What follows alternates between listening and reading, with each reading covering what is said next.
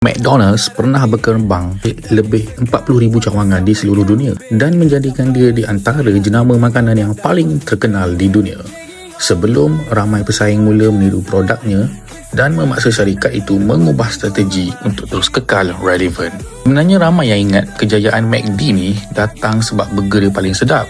Tapi hakikatnya bukanlah burger dia paling sedap. Burger yang beli tepi jalan pun lagi sedap sebenarnya kan.